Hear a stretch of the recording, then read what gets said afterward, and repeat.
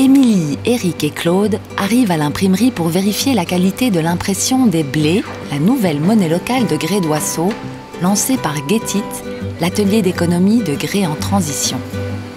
Aujourd'hui, c'est un grand jour, un jour qu'on attendait depuis longtemps. Ça fait déjà quand même plusieurs années qu'on travaille sur ce projet, notamment à travers une charte éthique. Donc voilà, c'est chouette de voir les billets qui vont bientôt sortir et c'est beaucoup d'émotions. Un blé vaut 1 €. 52 500 blés sont imprimés en billets de 1, 5 et 10, chacun de taille différente. Toi, en tant que non-voyant, comment ça va être possible pour toi de différencier les billets? Oui, nous avons une façon particulière d'appréhender le billet. Pour la petite astuce, on glisse le billet entre l'index et le majeur et selon la hauteur, on sait déterminer le montant correspondant. À présent, il faut convaincre les Grésiens de les utiliser. Ici, par exemple, dans une réunion avec le groupement d'achat solidaire d'Archennes.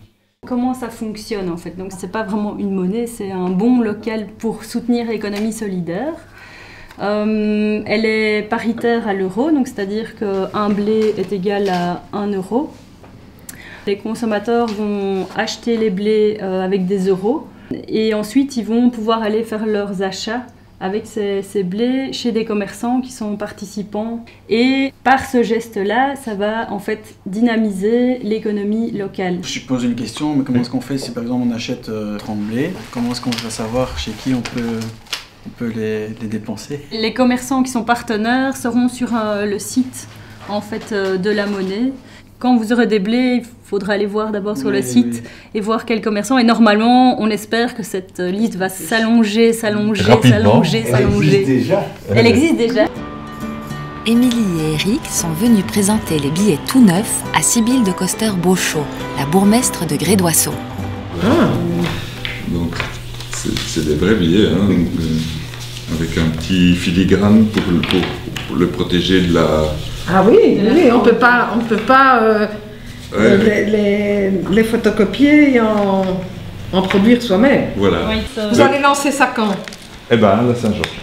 Un fameux challenge que vous mettez sur le dos. Hein. On sent qu'il y a une réflexion, qu'ils sont prêts à porter le projet, et on voit que dans la réalisation de ce qui est déjà fait, il y a beaucoup de choses qui ont été pensées pour que ça fonctionne. Par exemple, vous prenez un garagiste ou une entreprise de service qui doit normalement payer de la TVA. Comment est-ce que vous résolvez ce problème-là? Elle compte les blés comme des euros.